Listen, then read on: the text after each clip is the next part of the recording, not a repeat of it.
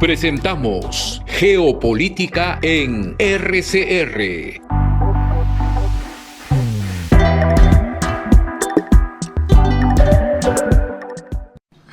Muy buenas noches, estimados amigos.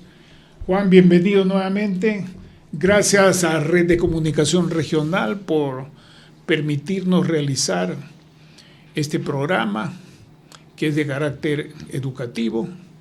Es una donación, todo el mundo dona su tiempo, su conocimiento, su esfuerzo, y de esta manera podemos hacer llegar contribuciones muy importantes, repito, de carácter cívico, no partidario. Cada uno puede tener su corazoncito más arriba, más abajo, más democrático, más autoritario, más a la izquierda, más a la derecha. Eso es de cada quien. Pero aquí hacemos un esfuerzo por la objetividad en tanto se mida como imparcialidad y como manejo de distintas fuentes y con un rigor para el razonamiento, porque la objetividad absoluta es difícil, ni siquiera en las ciencias exactas.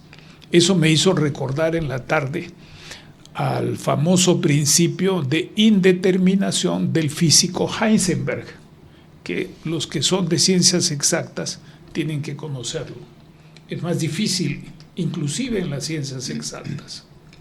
Y eso ha dado lugar, como también lo ha demostrado un químico, premio Nobel de Química, Ilya Prigozhin, de quien poco se sabe, aquí en el Perú al menos, en su contribución a las ciencias no solo naturales y exactas, sino a las ciencias sociales y ciencias humanas, que ha desarrollado de una manera muy rigurosa los principios fundamentales de lo que hoy día se llama el enfoque o los enfoques y los métodos de complejidad. Eso es lo que nos lleva directamente a pedirle a Juan que nos contribuya con su presentación, una segunda presentación en este caso, con toda su experiencia de consultor y de exministro de Transportes y Comunicaciones del Perú, a una presentación sobre este tema. Después vamos a compilar estas presentaciones. Espero contar con la venia, la colaboración de quienes han estado y estarán participando en este programa para editar un libro y que tenga distintas formas de comunicarse. Creo que eso va a ser un valor añadido a todo este esfuerzo, repito, de carácter de donación. Y en este sentido hay que recordar también que en la economía, como en la política, el intercambio, el precio y la ganancia no excluyen la donación. Y eso está dicho por François Pérou, que es uno de los grandes economistas contemporáneos, ya fallecido, que fue nada menos, como dije alguna vez anteriormente, cofundador del Instituto de Estudios Peruanos del Perú, junto con el también finado, el ingeniero y economista Jorge Bravo Beresani. Bueno, hasta aquí me quedo con la introducción, ya es suficiente. Ahora Juan nos va a presentar una especie de síntesis en la cual va a abordar temas centrales de lo que hoy día no se toca en el Perú, pero los chinos sí lo hacen. La República Popular China lo hace en su estilo, el Brasil lo hace en su estilo. Incluso el Brasil durante muchos años, antes de los gobiernos militares, con los gobiernos militares y después, ha seguido manteniendo su sistema de planificación. Pinochet en Chile no abolió, o de plan la oficina de planificación siguió existiendo. Solamente aquí hemos echado tierra como si eso fuera un pecado o fuera sinónimo de estalinismo. Estupidez más grande no se conoce, o mejor dicho, sí hay varias de ese calibre en nuestra querida república. Bien, sin más, le pido a Juan que inicie su exposición, a la cual trataremos de hacer algunos comentarios que sean de utilidad tanto para él como para esta audiencia, que debemos a la contribución y a la donación también de Red de Comunicación Regional. Muchas gracias, Juan. Adelante, por favor. Gracias. Buenas noches. En efecto, sobre Chancay hemos conversado en las entrevistas anteriores y en algunas publicaciones también que hemos podido hacer, y observamos que hay muchísimo comentario, muchas intervenciones, y la verdad que con tantas versiones creo que el público está un poco ya confundido porque no se acercan todas exactamente a la verdad. Sin embargo, lo importante y lo esencial que necesitamos que se divulgue es lo que está señalando Manuel, en el sentido de que tenemos que partir primero de la necesidad de recuperar lo que es el sistema de planificación en el país. Ustedes recordarán que dentro de lo que podemos llamar una evolución del sistema de planificación y planeamiento, que ha sido el nuevo cambio que hubo después, primeramente creamos a nivel de Estado el Sistema Nacional de Planificación en el Perú.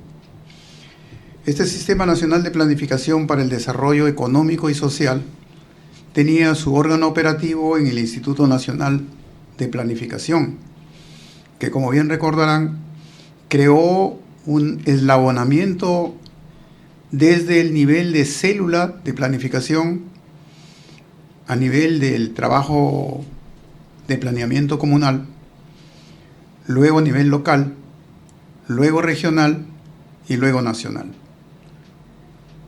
Fueron muchos los aspectos que se tocaron dentro de este sistema que llegaron a desarrollar una metodología que involucró de manera profesional a los diferentes actores, sobre todo de la gestión pública, de los encargados del manejo de la cosa pública, a efecto de que tuvieran un manejo discrecional con respecto al desarrollo y a la construcción de las inversiones, pero basadas primero en un análisis concienzudo, una caracterización, un diagnóstico, y luego de ello ya el desarrollo bajo determinados sistemas que se había diseñado para que luego tengamos proyectos que respondan a una realidad y que no malgasten el dinero que es del Estado. El plantel que tuvo a cargo este Instituto Nacional de Planificación se convirtió a la larga en una escuela de planificación que trascendió el quehacer del nivel nacional, porque muchos de ellos incluso salieron del país en diferentes oportunidades y se convirtieron en docentes y dictaban clases hasta en los Estados Unidos. Posteriormente, como ustedes recordarán, en la época del presidente Fujimori, se desactivó el Instituto Nacional de Planificación y las funciones que le estaban asignadas fueron, en este caso, asumidas por el Ministerio de Economía y Finanzas. Anteriormente, el Instituto Nacional de Planificación hacía la formulación de los planes y los programas de inversión. Y el Ministerio de Economía y Finanzas veía lo que es Hacienda y el financiamiento. Pero con esta desactivación del INP, el Ministerio de Economía y Finanzas se convirtió en un pequeño monstruo en que ahora decide absolutamente todo, y esto ha traído a la larga un desinterés y un olvido de lo que era tradicionalmente para el país un método organizado, valedero y trascendente en el manejo de los recursos del Estado. Posteriormente se ha creado el Sistema Nacional de Planeamiento Estratégico con un órgano técnico llamado CEPLAN, pero que a la larga resultó demasiado pequeño en su accionar, muy circunscrito a determinadas directivas y reglamentos, y su accionar también se ha visto muy limitado. Sin embargo, contándose con recursos del Estado y recursos internacionales, se ha logrado desarrollar el Plan Bicentenario del Perú hacia el 2021, un plan estratégico de defensa nacional proyectado al 2050 y últimamente el Plan Nacional de Infraestructura y Competitividad destinado a un cierre de brechas a través de proyectos de inversión en infraestructura. Sin embargo, todos los documentos antes mencionados carecen de una asertividad porque todos ellos responden a determinados formatos que les imponen los organismos que financian estas investigaciones, estos estudios, y lógicamente siempre sacamos una de las más altas notas en los documentos que se presentan, pero en la realidad no son aplicables porque no aterrizan en lo que necesitamos, que es la parte concreta de las inversiones debidamente estudiadas, debidamente planificadas, con un cronograma, con un objetivo, con determinadas metas y con un propósito al final del camino, que es hacia donde se orienta una visión de desarrollo de mediano y largo plazo. Y los propios documentos en sí, por ejemplo, el Plan Nacional de Infraestructura y Competitividad, al hablar de cierre de brechas, están marcándonos diferentes montos que dependen mucho de la metodología que se utiliza. Alguna es horizontal, otra es vertical, y las cifras que se dan, pues, difieren entre una y otra entidad de investigación o consultoría. Nos encontramos con dos conceptos ya, el planificación y planeación o planeamiento. La diferencia estriba en que la planificación obedece a tener una visión y a establecer los pasos y los plazos para conseguirlos.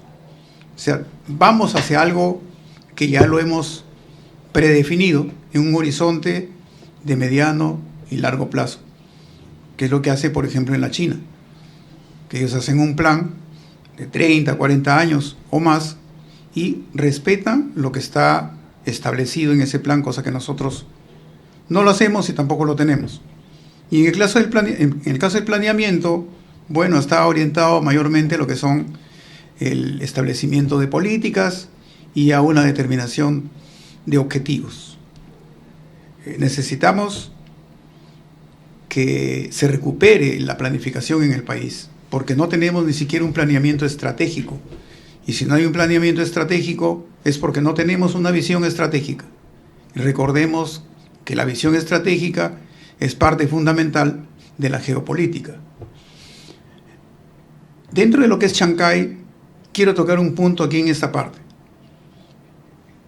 Mucho se está diciendo que el Estado está interviniendo ya en lo que es el planeamiento para la ciudad puerto de Chancay, y dentro de unos días va a haber una manifestación de la población, se van a trasladar a Lima para protestar porque se consideran que están en abandono del Estado y que no se ha hecho absolutamente nada para prever lo que ellos necesitaban tener para estar fortalecidos frente a lo que es el desarrollo portuario de Chancay.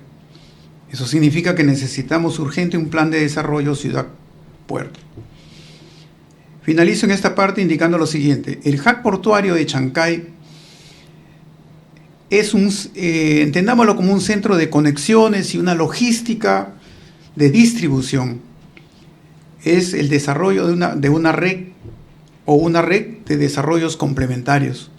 No es por sí solo el que nos marca el desarrollo del país, sino que es un proyecto estratégicamente localizado y focalizado que nos va a permitir a nosotros, si es que tenemos ese apoyo, ese interés en poder construir una red logística para poder aprovechar esa oportunidad y comenzar a impulsarnos en un desarrollo conjunto, no solamente del país, sino también de toda Latinoamérica. Bueno, esto que acabas de decir es muy importante. Yo quisiera simplemente añadir una dimensión, estimado Juan, y es que La planificación necesita de un sistema institucional. Comparemos. El sistema institucional disuelto en el periodo de Fujimori, abril del 92, tenía una alta dirección, o alta gerencia, como quiera decirse. Alta dirección era el término que se utilizaba en el siglo XX todavía, que en realidad es una copia de la noción de alta dirección de las Fuerzas Armadas de todos los países del mundo hasta el siglo XX. Se hablaba de alta dirección del Estado, muy bien, o de organismos superiores del Estado.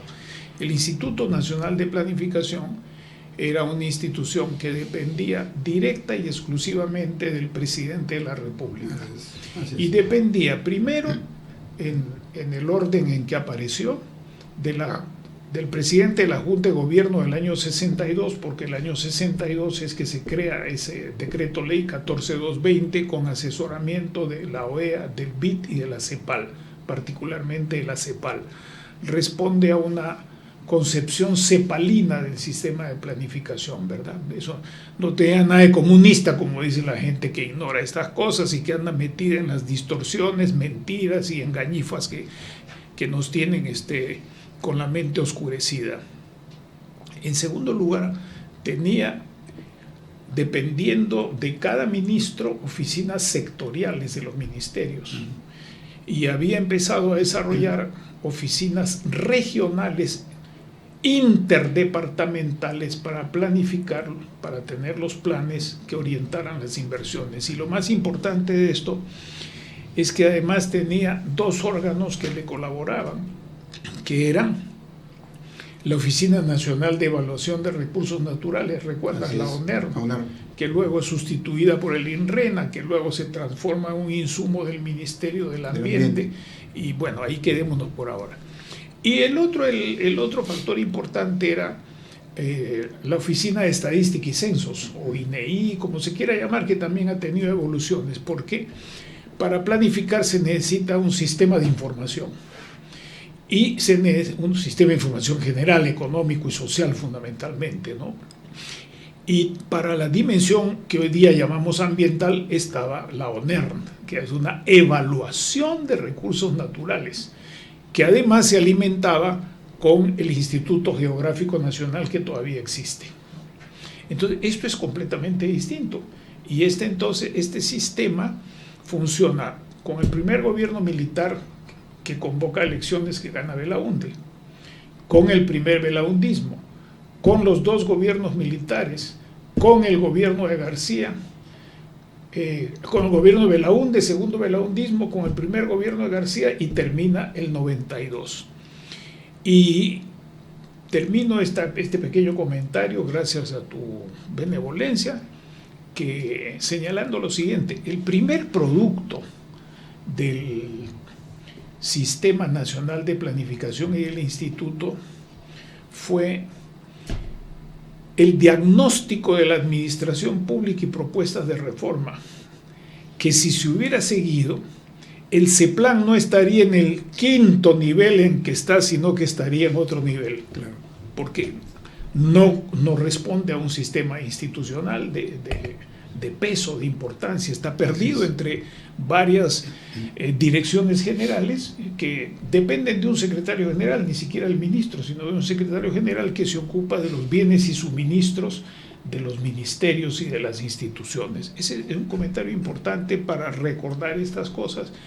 Y uno de los primeros el primer plan sectorial que se publicó fue el Plan Sectorial de Agricultura, porque se consideraba en ese entonces que mientras no se resolviese el problema agrario, y eso no fue con el gobierno de Velasco, por si las moscas, eso fue el gobierno de Belaúnde, y se consideraba pues que el tema agrario o agrícola del país, que incluía lo ganadero y también lo forestal, se llamaba agrícola, pero era con todos esos subsectores, era de fundamental importancia para que el Perú empezara a destrabarse e ir hacia adelante. Entonces, esto es un comentario que nos permite ampliar un poquito lo que tú estás señalando. Históricamente, estos documentos, creo que muchos ya no se encuentran en el internet peruano, pero si ustedes entran a la biblioteca de Estados Unidos o a la Biblioteca Nacional tal vez lo pueden conseguir. ¿Por qué? Porque han desaparecido de la memoria política y académica del país, y esto es sumamente grave. Pero yo quiero quedarme aquí y pedirte que nos plantee la segunda idea central, que esta primera idea está impecable. Vayamos por la segunda. Correcto. Solamente para complementar de lo anterior, Con gusto. que dentro de los países que vienen desarrollando de manera continua la planificación, está también Colombia, Efectivamente. a través de su Departamento Nacional de Planeamiento, que prácticamente se ha convertido en el brazo derecho y depende directamente del presidente de la República. Así es. Gracias. Efectivamente es así. Bueno, en la segunda parte, si pudieran poner el cuadro de intercambio comercial entre Perú y China. ¿Por qué es importante conocerlo? Porque hemos conversado, se ha dicho mucho, se ha escrito mucho con respecto a lo que sería aparentemente los ingresos que tendríamos dentro de este sistema comercial al entrar en funcionamiento Chancay. Y aparte de ello, la evolución que podría tener y el impacto en el Producto Bruto Interno del país. Sin embargo, si vamos a las cifras, si vamos a la realidad, nos encontramos con que el nivel de intercambio que tenemos entre el Perú y China no es en realidad por el momento tan expectante. Tenemos que en el caso de las importaciones, están ahí la relación bienes de capital para la industria, equipos de transporte, materiales de construcción, bienes de capital para la agricultura, etc. Es lo que nosotros importamos de China, más o menos por un monto de 13.372 millones de dólares. Estas cifras son al año 2023, es una proyección. Es probable que sea un poquito más, pero estamos en un 90 y tantos % de aproximación. En el caso de las exportaciones, tenemos las exportaciones tradicionales y las no tradicionales. Aquí es importante resaltar en el punto correcto, pero primero voy a hacer una mención rápida del tipo de productos. En el caso de los productos tradicionales, que ya todos conocemos, está la minería, la pesca, petróleo y gas, y la agricultura. Aquí, para un momento. Hablamos, incluso se ha visto en los periódicos, ¿no? Que en los foros, en las conferencias que se dictan, se dice que tenemos que llenar con nuestros productos los containers, ese 1,5 millones de containers que van a salir del país en el primer año de funcionamiento de Chancay. Pero si vamos a ver las cifras, el monto de exportaciones en agricultura es de 18 millones de dólares, ¿no? Y la composición de las exportaciones en agricultura está formada por arándanos, que conforma el 36% de las exportaciones, uvas el 21% y palta el 18%. ¿Qué es lo que sucede? El país obviamente es uno de los principales exportadores de estos productos, pero no a China. ¿Qué es lo que hay que destacar? Tenemos la Unión Europea, tenemos Estados Unidos como los grandes mercados hacia los cuales salen nuestros productos. Entonces, vemos que hay una necesidad urgente de desarrollar la agricultura con nueva tecnología. Hay que hacer inversiones que las vamos a ver a posterior para poder posicionarnos, porque necesitamos tener una producción sostenible ahí para poder ubicarnos y empoderarnos en el mercado chino. Y las no tradicionales está la pesca, agroindustria, textiles, químico y maderas. Total, 23.200 millones de dólares, ¿no? Es la estimación del año 2023. Aquí hemos hecho un esfuerzo por tratar de sintetizar los principales proyectos, porque en realidad hay muchísimos proyectos de enorme trascendencia que pueden desarrollarse en el país, pero que como no existe una planificación, todos están dispersos, gran parte de ellos ni siquiera están en la cartera de proyectos de proinversión. ¿Pero por qué razón? Por una razón elemental. Porque la mayoría de estos proyectos han nacido en las empresas privadas. Y las empresas privadas, muchos de ellos, los han presentado como iniciativas privadas autosostenibles a través del tiempo y han sido desestimados por razones que solamente los que los han revisado y evaluado conocen. Sin embargo, luego a través del tiempo, esos mismos proyectos van apareciendo nuevamente y ahora sí se les da luz verde y comienzan a ejecutarse. Pero ya no como autofinanciados, o es inversión privada pura, o es asociación público-privada cofinanciada. Y lógicamente los montos tampoco son los mismos con los que se presentaron, sino que han escalado a 4 o 5 veces el costo con el cual originalmente fueron planteados. ¿Por qué razón? Seguimos en lo mismo. No tenemos una planificación, no tenemos un control, no hay un orden, no hay cronogramas, no hay plazos, no hay montos específicos, no hay intervención especializada de los sectores y esto es un desorden completo. Un solo proyecto, por ejemplo, el terminal portuario San Juan de Marcona. San Juan de Marcona formó parte primero de una propuesta de ferrocarril y puerto, que era el proyecto Huinco, que partía de Andahuaylas hasta San Juan de Marcona. En Proinversión en su momento les dijeron a los autores del proyecto que como era un proyecto, como ellos tenían especialización por proyectos, tenían una dirección de ferrocarriles y otra de puertos.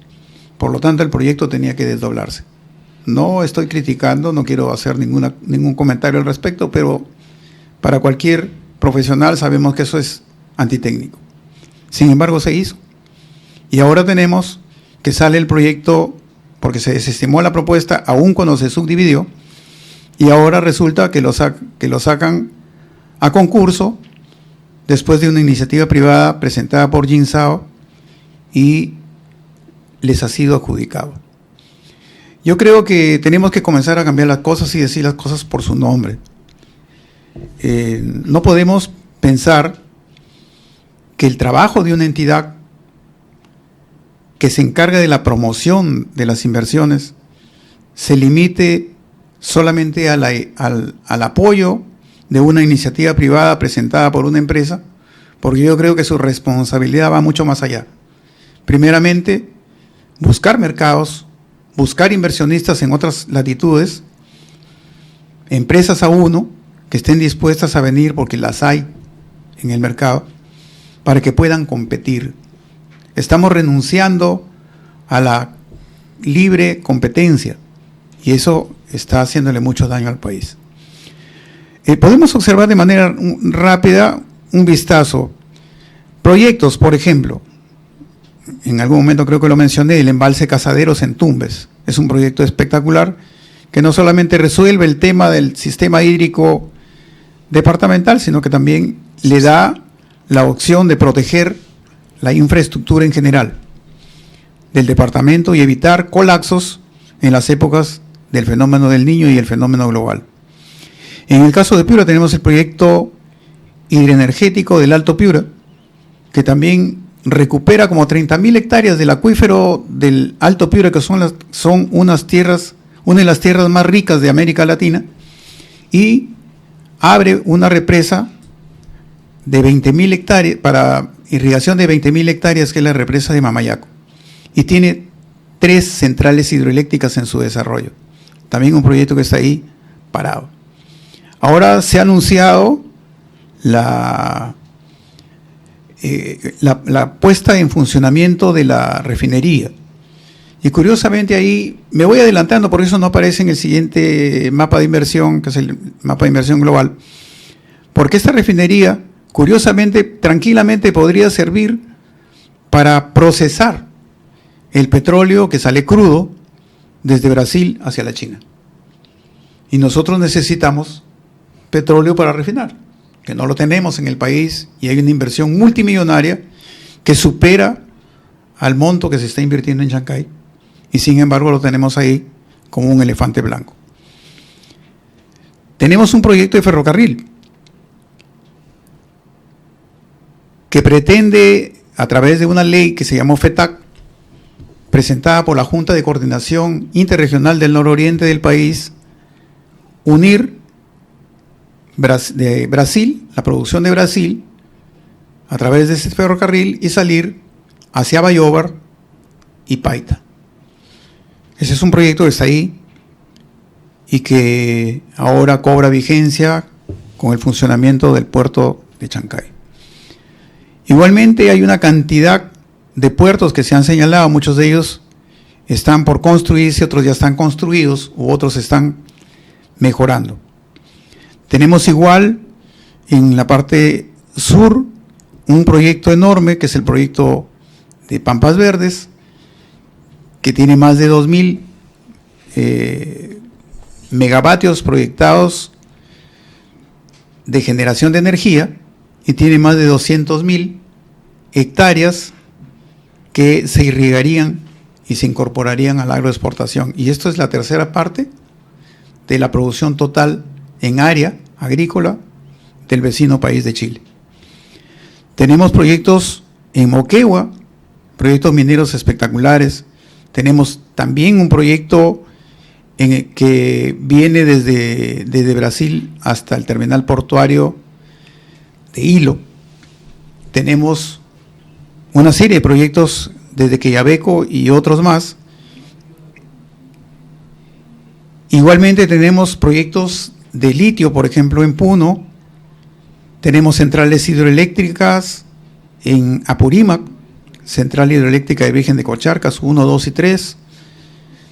Tenemos los proyectos del gasoducto sur. Tenemos el monorriel del Cusco, que se está desarrollando por una donación coreana. En este momento los estudios los dejamos aprobado el diseño conceptual de este proyecto. Tenemos el corredor ferroviario bioceánico central que les mencioné anteriormente, que debe comenzar a trabajarse muy fuerte para poder desarrollarlo. Igualmente tenemos, como les dije, terminales portuarios. Tenemos proyectos de generación de plantas petroquímicas. Tenemos proyectos mineros muy grandes como Río Blanco, tenemos Majás, tenemos Conga.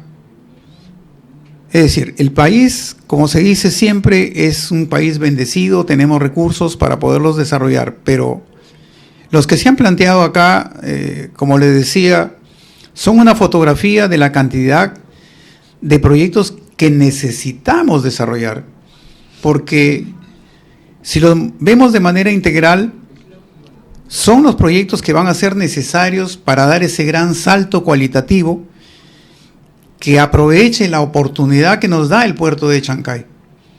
Pero tenemos que buscar una diversificación, tenemos que buscar que haya complementariedad de inversión, es decir, que no solamente nos limitemos a una sola fuente de financiamiento, sino que busquemos la participación de financiamiento, de tecnología, que nos traiga transferencia de tecnología, que nos traiga transferencia de conocimiento y que nos ofrezca mayores facilidades en el aspecto de utilización de recursos humanos, de temas ambientales, etcétera.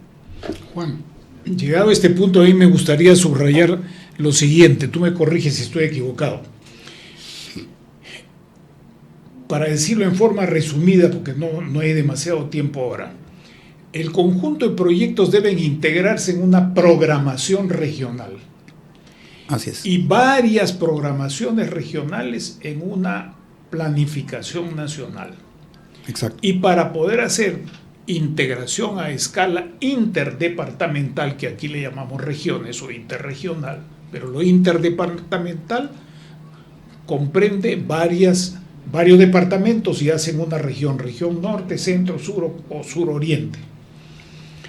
Y para que esto funcione se necesita aplicar no solamente el instrumento de evaluación de impacto ambiental, que es para proyectos, sino algo que no se hace en el país, que es la evaluación ambiental estratégica. Es más, algunos de estos proyectos son por sí mismos megaproyectos que impactan no una provincia.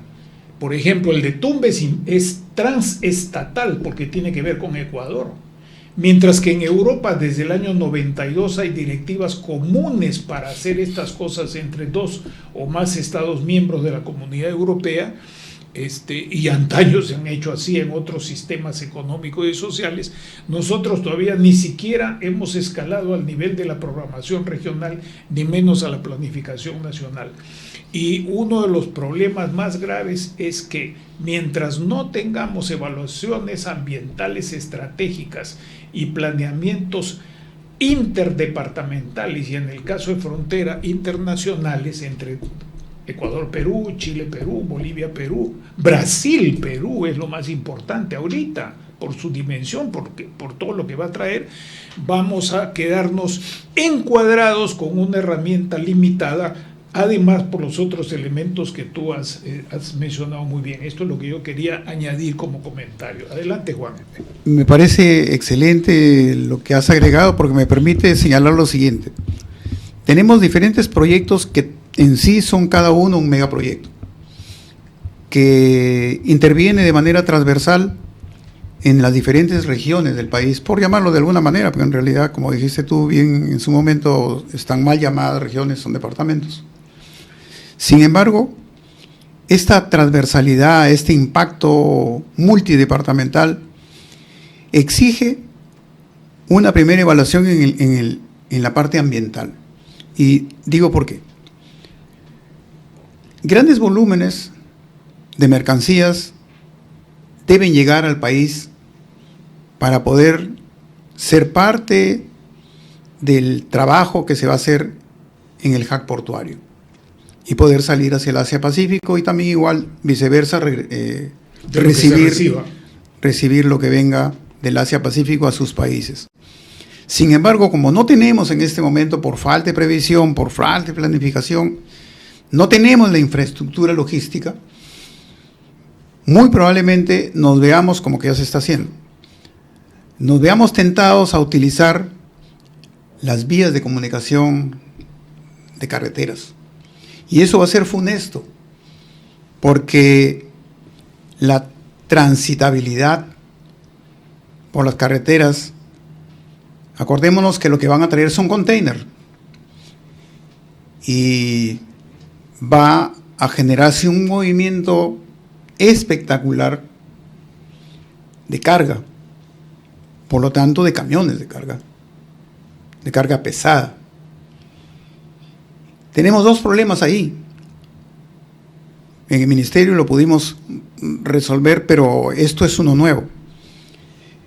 Primero, la competencia, porque no son nuestros transportistas los que van a hacer uso de esta opción, de esta oportunidad, porque la carga va a venir desde los países de origen y nos van a utilizar a nosotros como una vía. Tránsito. Exactamente.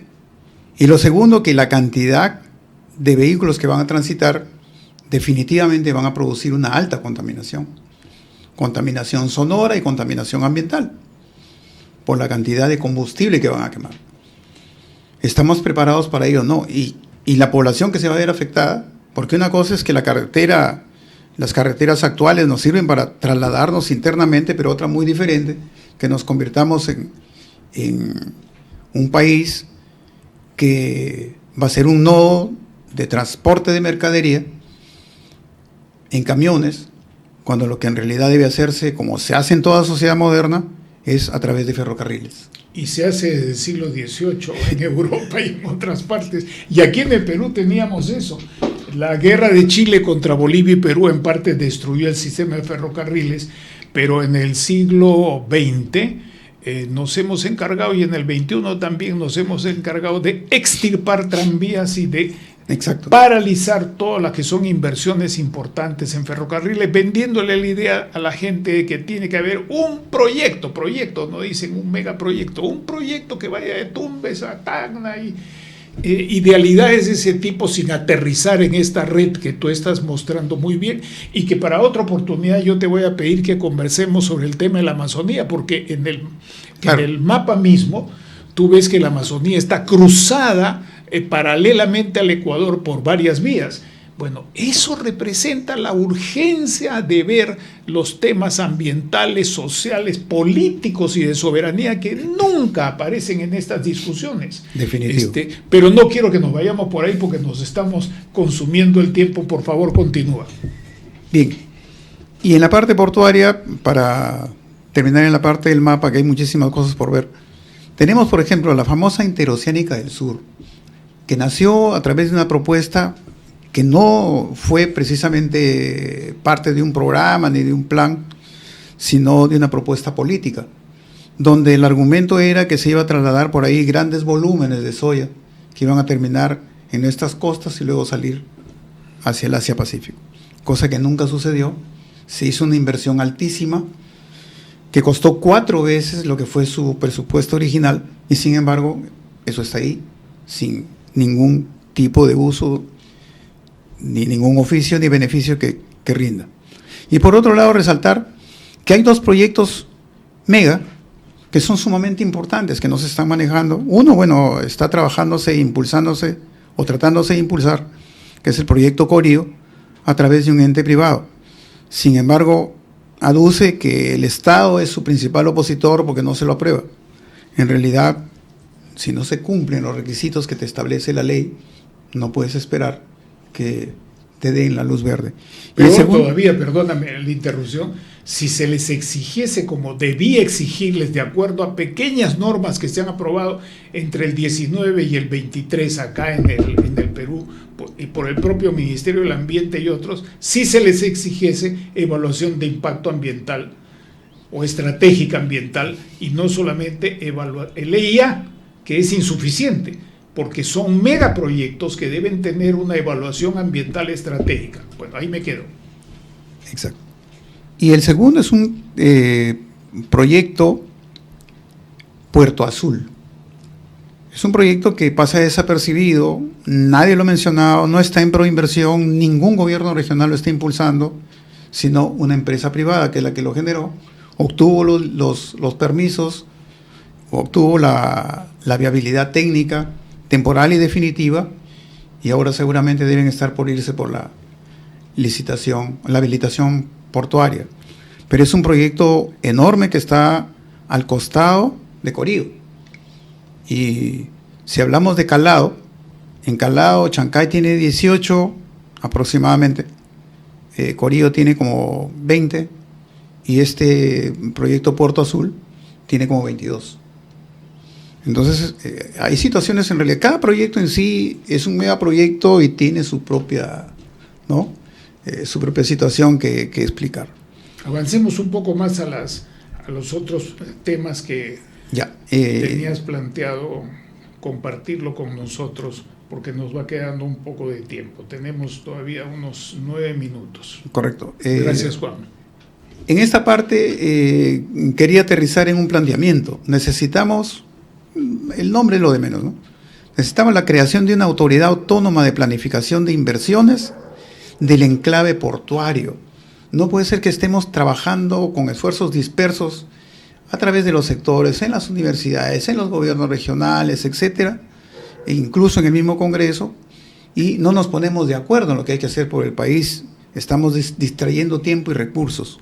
Pero una autoridad autónoma de planificación, en vista de la perentoriedad, la exigencia, la urgencia extrema de contar con un instrumento, con una herramienta como la que es la planificación, pues tenemos que tomar cartas en el asunto. Excelente idea. Yo estoy escribiendo justamente en estos días sobre una figura análoga, no idéntica, análoga, binacional, para empezar, binacional con el Brasil, porque esto se viene de este asunto, todavía se habla mucho menos, mejor dicho, no se habla, es como si no existiese. Adelante, Juan. La tercera parte es en lo que corresponde a la planificación de inversiones globales. Para ello, lo primero que hice fue hacer una indagación con respecto al intercambio comercial entre Latinoamérica y la China. Siempre tenemos 3 bloques grandes sobre los cuales se mueve el comercio de América Latina, que es la Unión Europea, los Estados Unidos y China. Han ido cambiando los porcentajes de destino de mercaderías, pero esto no ha variado sustancialmente. En este momento tenemos que el monto de intercambio está llegando hacia los 500.000 millones de dólares. Cifra que en realidad es astronómica con respecto a lo que tenía el intercambio comercial en el año 2000, en que era de aproximadamente 14.000 millones. Ahora con el proyecto de Chancay y con la infraestructura de logística, multimodal y todo lo que podamos hacer, se desarrolle, pues esto va a crecer muchísimo, que son nuevas oportunidades que tienen.